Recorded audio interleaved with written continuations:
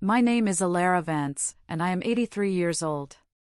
People look at my hands, laced with the fine, papery wrinkles of time, and they see fragility. They hear my stories of a life lived and nod with a gentle, patronizing smile, assuming the sharp edges of my memory have been worn smooth by the years. But they are wrong. The most vivid memories I have are not of sunny days in my garden or the warmth of my late husband's hand in mine. The memory that is etched into my soul, as sharp and cold as a shard of ice, is the flat, final thud of a heavy steel door. It wasn't the sound of an accident. It was the sound of a closing statement, a verdict delivered without a trial. It was the sound of my son, Jasper, locking me in an industrial freezer to die. He didn't use a gun or a knife, his weapon was the biting, relentless cold, and his accomplice was the ticking clock on his expensive watch. This isn't just a story of a crime, it's the testimony of a mother who walked through the frozen heart of betrayal and crawled back to deliver the truth. Jasper was my world, especially after his father, Arthur, passed away. I saw Arthur's best qualities in him, his sharp mind, his quick smile. But as he grew older, a different quality emerged, one that was slick and cold, like a stone at the bottom of a river. He married Serafina, a woman who looked through me as if I were a pane of glass, her ambition a palpable thing in any room she entered.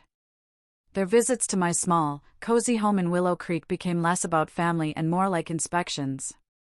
They'd scan my antique furniture, my small collection of paintings, their eyes not seeing memories, but calculating value.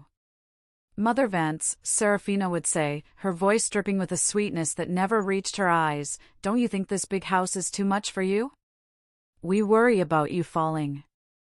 They weren't worried about me, they were worried about their inheritance. They saw my life not as something to be cherished, but as an asset to be liquidated. They saw my home, the place where I raised my son and mourned my husband, as a roadblock on their path to a life of luxury they felt they deserved. The day it happened began with a lie. "Mom," Jasper said on the phone, his voice thick with a fabricated warmth that set my teeth on edge, "I'm coming over to help you clear out the garage. It's a fire hazard." My heart, a foolish, hopeful organ, fluttered. Maybe he was finally seeing me again, his mother, not just an obstacle. I baked his favorite apple pie, the scent filling the house with a nostalgia so thick it was almost painful. When he arrived, Serafina was with him, along with a large, silent man they introduced as a professional organizer. My hope curdled into a cold dread. This wasn't a son helping his mother, this was an operation. They steered me toward the garage with an unnerving efficiency, their smiles tight and their eyes avoiding mine. "There's an old chest of Dad's in the back I wanted to look at," Jasper said, his voice a low murmur. He led me to the far corner, past boxes of my life stacked and ready for disposal. There, humming ominously, was a new, massive, industrial-grade freezer I had never seen before. "What is that?" I asked, my voice a whisper. "Just for storage, Mom," he said, not meeting my gaze. "To help clear things out." As I peered into the dark, icy interior, a sudden, brutal shove from behind sent me stumbling forward. I gasped, my arms flailing, and then the world went black. The heavy door slammed shut, the lock clicking into place with a sound that was as final as a gravestone being set. The air was instantly, violently cold, stealing the breath from my lungs. Panic, raw and primal, clawed at my throat. I pounded on the unyielding steel, screaming Jasper's name until my voice was a raw, broken thing. There was no answer. Only the low, monotonous hum of the freezer, the soundtrack to my meticulously planned murder. In the suffocating, freezing dark, I was left with a single, soul-shattering question: how does a mother's love curdle into a son's murderous greed? That question was the only thing that kept the encroaching cold from freezing my heart solid. The cold was a living entity, an insidious predator that stole the feeling from my fingers and toes first, then crept up my limbs with a paralyzing numbness. My mind, a frantic bird in a cage of ice, fluttered between terror and a strange, detached calm. This is it, I thought. This is how it ends. A life of 83 years, reduced to a frozen footnote in my own home. But then, a memory surfaced, sharp and clear. It was Arthur, my late husband, tinkering in this very garage years ago. He was an engineer, a man who believed in contingencies and safety measures. Everything should have a way out, Alara, he used to say, his voice a warm, comforting rumble. Even a trap. The thought, a tiny ember in the encroaching winter of my consciousness, sparked a flicker of hope. I forced my numb fingers to move, to explore the slick, metallic walls around me. My hands, clumsy and stiff, slid over smooth surfaces, searching for any imperfection, any latch, any sign of Arthur's foresight. My breath came in shallow, ragged bursts, each exhalation a cloud of white mist in the faint light filtering from a small interior bulb. I shuffled on my knees, my dress, the lovely blue one Arthur adored, now stiff with frost. My fingers, raw and aching, finally brushed against something different. A small, recessed plastic rectangle, no bigger than a playing card, near the bottom of the door. An emergency release. My heart hammered against my ribs, a frantic drumbeat of renewed hope. But my fingers, stripped of their strength by the biting cold, couldn't get a grip. They slipped uselessly over the smooth plastic. Then, my eyes fell upon the simple gold locket I wore around my neck, the one Arthur had given me on our 25th anniversary. With a surge of adrenaline, I fumbled with the clasp, my frozen fingers finally managing to open it. I used the thin, sturdy edge of the locket, jamming it into the tiny crevice of the release latch and prying with all my remaining might. There was a soft click, a sound that was sweeter than any symphony. The heavy door, its seal broken, shifted inward by a mere fraction of an inch, but it was enough. I pushed with my shoulder, my legs, my entire being, groaning with the effort. The door swung open slowly, revealing the familiar, comforting clutter of my garage. I tumbled out onto the cold concrete floor, a heap of shivering limbs and tattered dignity, gasping the stale, dusty air as if it were the sweetest nectar. I lay there for what felt like an eternity, my body racked with violent shivers. My first instinct was to run, to scream for help. But then I heard their voices coming from the kitchen, low and conspiratorial, and a different instinct took over. The instinct of a predator, not prey. I needed to listen. Hugging the shadows, I crept towards the kitchen door. "Are you sure she's gone?" Serafina asked, her voice as cold as shattered glass. "It's been hours, Jasper." The man said it would be quick. There was a pause. Then Jasper's voice, thick with annoyance. "It's done, Serafina." "Okay. Tomorrow, I'll make the call. Report her missing." A few days later, we find her. A tragic accident. An old woman, confused, wandered into the new freezer. My stomach churned. This was premeditated. And the doctor's report declaring her mentally incompetent? Serafina pressed. "Yes," Jasper sighed. "Dr. Albright signed off on it last week. Said her episodes of confusion were getting worse. It's all legal and tidy. Once she's gone, we have power of attorney. We can sell the house, the assets, everything." The words hit me with the force of a physical blow. They weren't just trying to kill me, they were trying to erase me, to paint me as a senile old woman who brought this on herself. The last vestiges of love I held for my son withered and died in that moment, replaced by something hard and unyielding. Revenge was a word I had never considered, but now it settled in my heart, not as a fiery passion, but as a cold, calculated necessity. My first instinct, born of pure, primal fear, was to flee. To burst out the back door, run to my neighbor Margaret's house, and hammer on her door until my knuckles bled. But the image of Jasper's calm, rehearsed plan stopped me cold. He had a doctor's note. He had a story. They would see a hysterical, confused old woman suffering from an episode, just as he planned.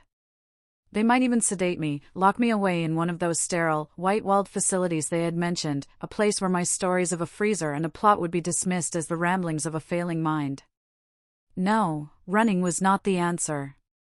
Not yet. This was my home. I knew its secrets, its every creak and groan. They thought they had turned it into my tomb, but I would make it my fortress.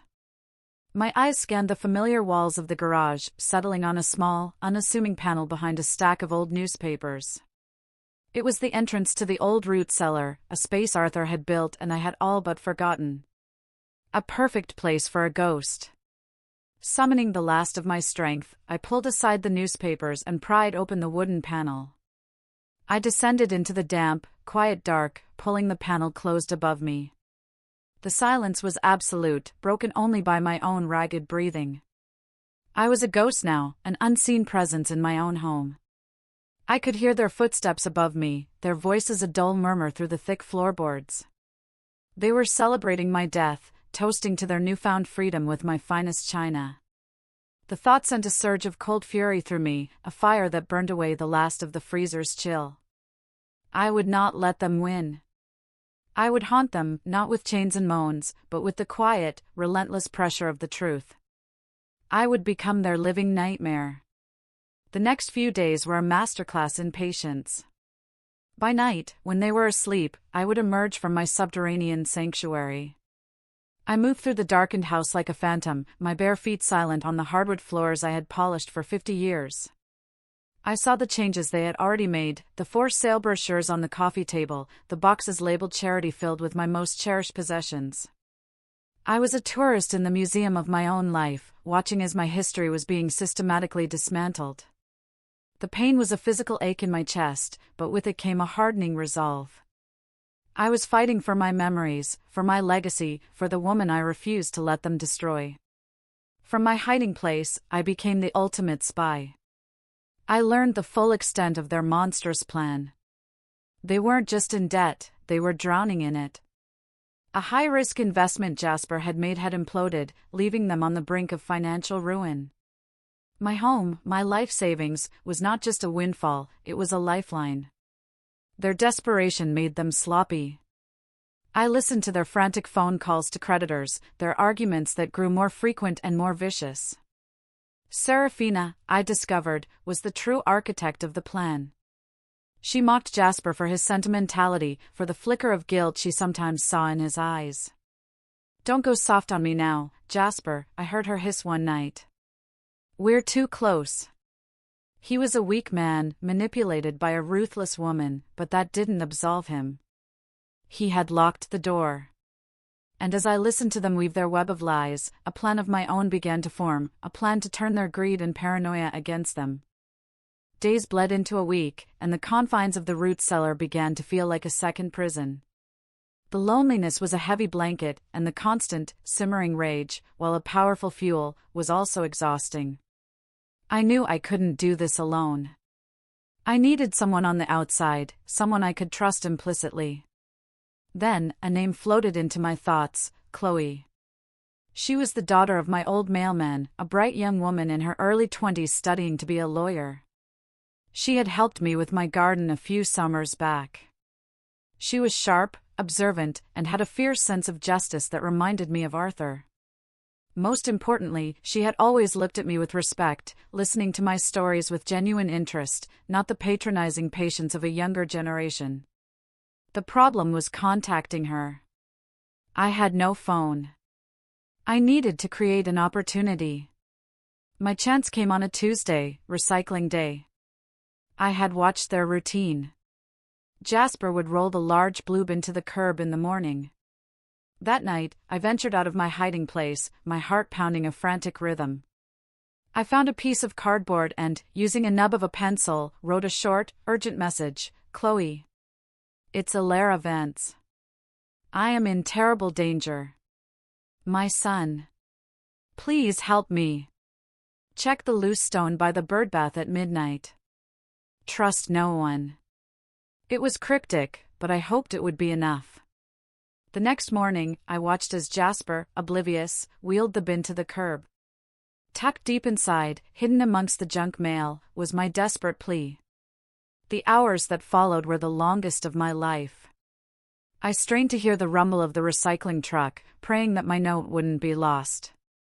That night, as the grandfather clock in the hall chimed midnight, I crept to the small window in the laundry room that overlooked the garden. My eyes were fixed on the old stone birdbath, my breath held tight in my chest. For what felt like an eternity, there was nothing. My heart sank. It hadn't worked. I was truly alone. Just as I was about to turn away, a figure emerged from the shadows. It was Chloe, moving cautiously, her face a pale oval in the moonlight. I watched as she approached the birdbath, found a loose stone where I used to hide a spare key, and pulled out the second, more detailed note I had left there. In that second note, I had explained everything: the freezer, the doctor's report, the plan to sell the house. I poured out the whole unbelievable, monstrous truth. I saw her look up at the house, at my darkened window, and even from that distance, I could feel the wave of shock and disbelief, followed quickly by a surge of protective anger. She nodded, a small, almost imperceptible gesture, but to me, it was a lifeline. She tucked the note into her pocket, replaced the stone, and melted back into the shadows. I sank to the floor, my legs suddenly weak with relief, and for the first time since my ordeal began, I allowed myself to cry. They were not tears of fear or despair, but tears of gratitude. I was no longer a ghost. I had an ally. The game had changed. Chloe and I established a careful system of communication using the loose stone by the birdbath as our dead drop. Her first note was full of outrage and a fierce determination. "Alara, I believe every word. We will bring them down. Stay hidden, stay strong. I'm starting now." Reading her words, I felt a surge of strength. I was not just a victim anymore, I was a commander, directing my small, two-person army from a secret bunker. Our first move was not a direct assault, but a campaign of psychological warfare. We needed to dismantle the narrative Jasper had so carefully constructed. The confused old woman had to be replaced by a beloved neighbor whose sudden disappearance was a cause for concern. Chloe began her work subtly. She bumped into my next-door neighbor, Margaret, at the grocery store. "Oh, Mrs. Davison," she began, her voice a perfect blend of youthful concern, "I haven't seen Alara in her garden lately. Is she doing all right?" Jasper mentioned she went to a special care facility, but it was all so sudden. Margaret, a notorious busybody with a good heart, was the perfect starting point. The seed of doubt was planted. "Sudden is right," Margaret replied, her brow furrowed. "One day she was here, the next, gone. And that wife of his, Serafina, she's about as warm as a tombstone." The gossip mill of Willow Creek had officially begun to grind. Next, Chloe focused on creating tangible proof of my presence. Following my detailed instructions, she made a late-night visit to the garden. She used my own gardening tools to tend to my prize-winning roses, leaving the trowel and a pair of my old gloves near the back door, as if I had just stepped inside for a cup of tea. The next morning, I watched through the cellar window as Serafina saw them. She froze, her eyes darting around the yard with a flicker of genuine fear. She called Jasper outside, her voice a sharp, panicked whisper. He tried to dismiss it, but the unease was palpable. A ghost was walking in their garden. We repeated this tactic in small, unsettling ways. A book left open on the porch swing. The scent of my signature lavender perfume lingering in the hallway. Each incident was small enough to be deniable, but together they created a creeping sense of paranoia. While Chloe orchestrated the external pressure, I directed her to my home office.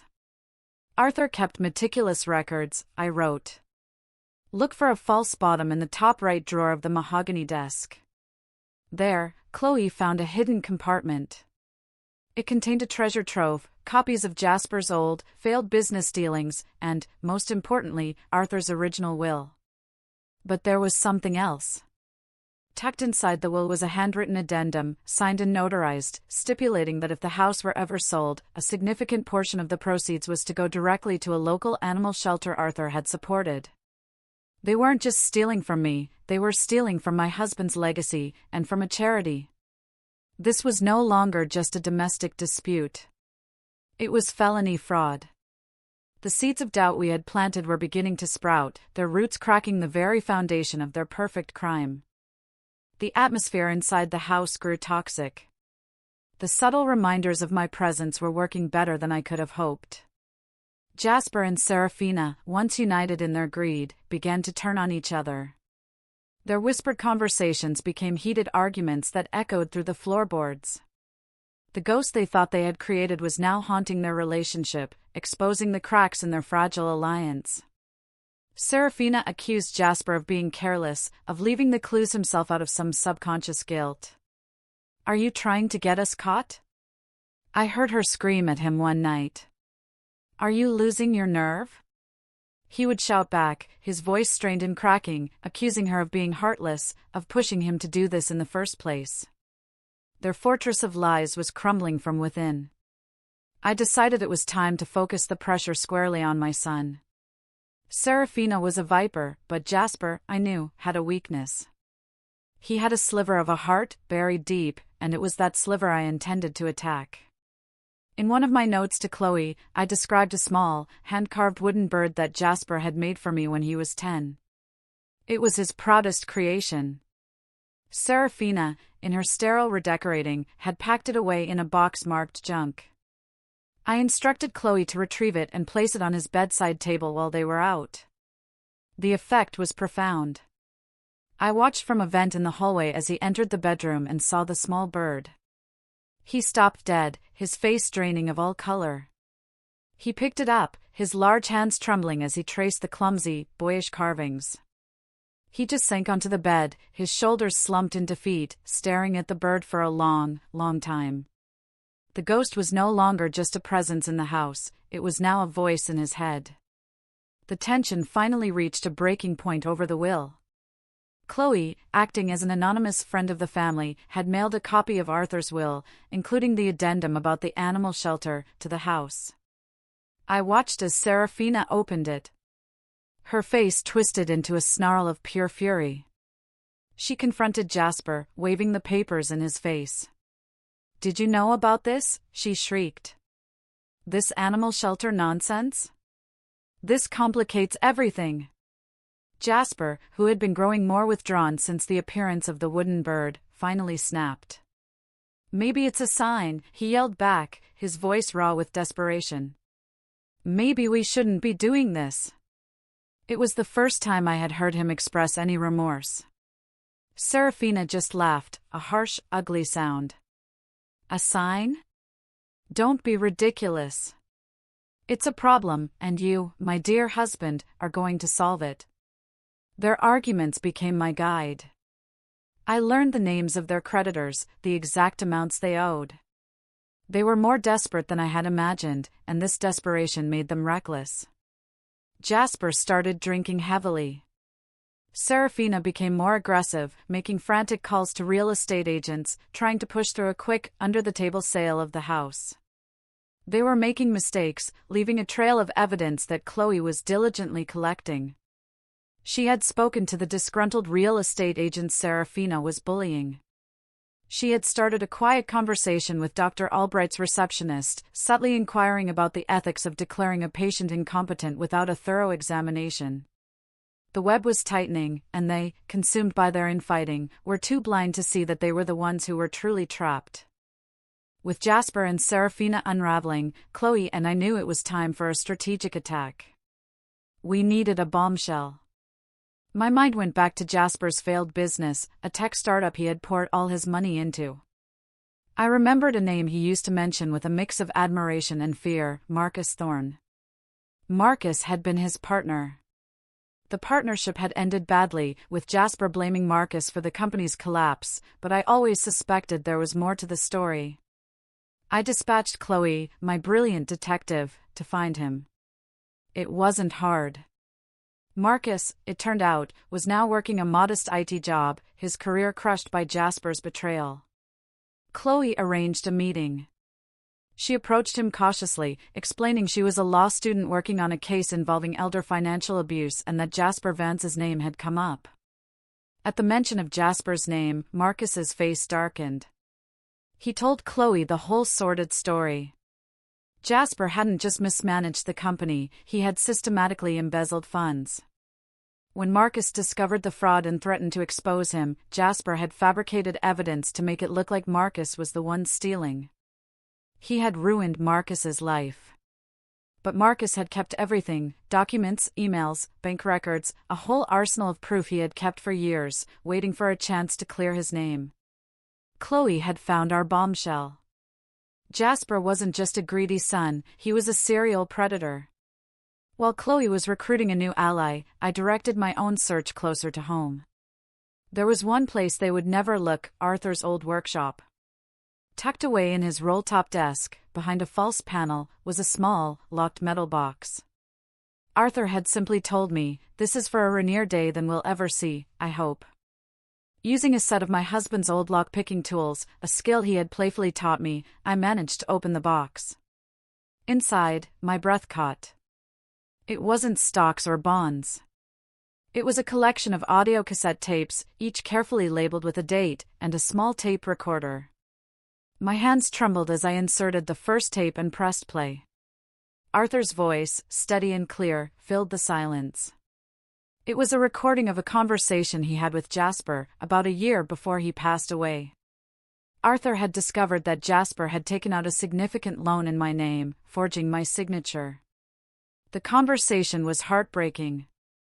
Arthur was firm but loving, pleading with his son to change his ways. Jasper was defensive, manipulative, full of false promises.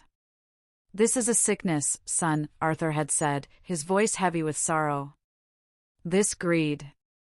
It will consume you if you let it." He had been recording their conversations, documenting Jasper's lies, not to punish him, but in the desperate hope of one day forcing him to confront the truth. Arthur had left me a weapon. It was time for me and Chloe to build the trap, and I had just found the perfect bait. The time for hiding was over. It was time to bring the ghosts into the light. Our plan was audacious, risky, and hinged on the frayed nerves of our targets. We would stage a final, dramatic confrontation in the one place they felt most secure, my living room. Chloe, using a burner phone, sent an anonymous text to Serafina: "I know what Jasper did to Marcus Thorne. And I know about the house. I have a buyer who will pay double the market price, in cash. No questions asked. Meet me at the house tomorrow at 3 p.m. Come alone." It was a perfect lure, appealing directly to Serafina's greed. At the same time, Chloe sent a different message to Jasper. This one was from the animal shelter's legal team, informing him of a pending lawsuit and requesting an urgent, in-person meeting at the house. The time? Tomorrow, at 3:15 p.m. We were setting them on a collision course. The hours leading up to the meeting were a whirlwind of preparation. Marcus Thorne, eager for his own brand of justice, arrived under the cover of darkness. An expert in surveillance, he and Chloe rigged the living room with tiny, hidden cameras and microphones. The feed was routed to a laptop that would be monitored by Chloe from the kitchen. My role was the most difficult. I was to be the ghost at the feast. Chloe helped me get ready. I chose to wear the same blue dress I had worn on the day Jasper locked me in the freezer. It was cleaned and pressed, a silent testament to my survival. As I looked at my reflection, I saw not a frail, 83-year-old woman, but a queen preparing for battle. The fear was gone, replaced by a cold, steady calm. At 2:55 p.m., we were in position. I was hidden in the small pantry off the kitchen, the door ajar. Chloe was at the kitchen table, eyes glued to the laptop. Marcus was parked in a van down the street, watching a live feed and recording everything. Right on time, at 3 p.m., Serafina's car pulled into the driveway. She entered the house, a predatory smile on her face, calling out for her mysterious buyer. There was, of course, no reply. She began to pace, tapping impatiently at her phone. Phase 1 was complete. At 3:15 p.m., Jasper's car screeched into the driveway. He burst through the front door, pale and sweaty, clutching the letter from the lawyers. He stopped short when he saw Serafina. "What are you doing here?" he demanded. "I could ask you the same thing," she shot back. The air crackled with mistrust. "I'm here to fix a mess," Jasper stammered. Before he could explain, a new voice cut through the air, calm and clear. "He's talking about the problem you both created. Marcus Thorne stepped into the living room from the hallway. Serafina and Jasper stared at him, their faces a mask of pure shock. The trap was now sprung. The door was locked. The players were all on the stage. All that was missing was the final act. And I was waiting in the wings, ready to make my entrance. Marcus? Jasper stammered, his face ashen. What are you doing here? Marcus simply smiled, a cold, predatory expression. We're here to talk about what you did to me. About the money you stole, the life you ruined. Serafina, recovering, stepped forward. You're trespassing. Leave now before we call the police. Marcus let out a short, harsh laugh. Oh, please do. I've been waiting years to talk to them. He dropped a thick file onto the coffee table. The sound echoed like a gunshot. Jasper stared at the file as if it were a venomous snake, his carefully constructed world collapsing. The accusations flew. Marcus laid out Jasper's crimes with relentless precision. Jasper's denials grew weaker and more pathetic. Serafina, seeing her escape plan evaporate, turned her fury on her husband. You told me he was the one who stole the money, she shrieked, her mask of sophistication shattering. You swore to me you were clean. Jasper flinched. I did it for us, he pleaded, his voice cracking. For the life you wanted. Their fight was ugly, a venomous dance of blame and recrimination. From the kitchen, Chloe watched the live feed, every word being captured. Then, Marcus played his trump card. It's funny, he said. Your greed didn't stop with me. It's a pattern. You betray the people who trust you most. First your business partner, then your own mother. At the mention of me, the room fell silent. My mother has nothing to do with this, Jasper whispered.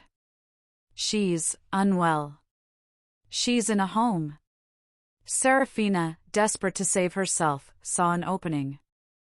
He's lying, she said, pointing a trembling finger at Jasper. It was all his idea. The doctor, the power of attorney, locking her in that freezer. I told him it was wrong. Jasper stared at her, his eyes wide with disbelief at her betrayal. You liar. You were the one who pushed me. You said she was a burden. You said it would be quick and tidy. That was it. The final, damning confession. Chloe gave me the signal. I pushed open the pantry door and stepped into the living room. The only thing that was quick and tidy, Jasper, I said, my voice quiet but carrying the weight of my ordeal, was the death of the love I had for you. Serafina let out a small, strangled scream.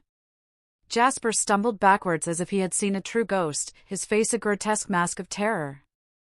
Mom, he whispered. I took a slow, deliberate step towards him, wearing the blue dress, my silent accusation. You found nothing, because I was never lost. I was right here, in my own home, listening. I turned my gaze to Serafina. And you, I said, my voice laced with contempt, you wanted a life of luxury. I hope you enjoy the accommodations the state has to offer. Jasper finally broke. A great, shuddering sob escaped his lips and he collapsed to his knees. I'm sorry, he wept. Mom, I'm so sorry. But his sorrow was too little, too late. His tears couldn't warm the chill that had settled deep in my bones. The trap had closed. In the aftermath, the house was strangely silent. Jasper remained a sobbing heap on the floor. Serafina stood rigid, the fight finally gone out of her. It was Chloe who made the call. Her voice was calm and professional as she spoke to the 911 dispatcher, explaining the illegal confinement, the fraud, the confession captured on video. Within minutes, the quiet street was filled with flashing lights. The neighbors gathered on their lawns, their whispers and stares adding a final, public layer to Jasper and Serafina's humiliation. They were led out in handcuffs. Jasper wouldn't look at me, but Serafina shot me a look of pure hatred. It didn't affect me. Her opinion was less than worthless. The days that followed were a blur of police statements and legal meetings. Chloe was my rock, my advocate, navigating the system with a skill that belied her years. Marcus, his name finally cleared, provided the police with all the evidence of Jasper's past crimes. The story became a local sensation, the tale of the grandmother who outsmarted her captors from beyond the grave. I declined all interview requests. I didn't want fame. I just wanted my home, my peace, and my dignity back. The most difficult part was the question everyone asked: what did I want to happen to my son? The district attorney explained my options. I could recommend leniency, or I could ask for the maximum sentence. I spent a long time thinking, sitting on my porch swing, watching the autumn leaves fall. I thought of the boy who carved a wooden bird for me. And I thought of the man who had left me to die in a freezer. Was there any of that boy left in the man? Perhaps. But the man was a danger. This wasn't about revenge. Revenge was a hot, bitter emotion, and all I felt now was a cold resolve. This was about justice. It was about ensuring they could never harm another vulnerable person again. It was about honoring Arthur's memory and his desperate, failed attempts to save our son from himself. In the end, my decision was clear. In a quiet, firm voice, I told the district attorney to prosecute them to the fullest extent of the law. The trial was swift. The video confession was irrefutable. Serafina was sentenced to 20 years for attempted murder and fraud. Jasper received a slightly lesser sentence of 15 years. I did not attend. I didn't need to see him in a prison jumpsuit to know that he was already in a prison of his own making.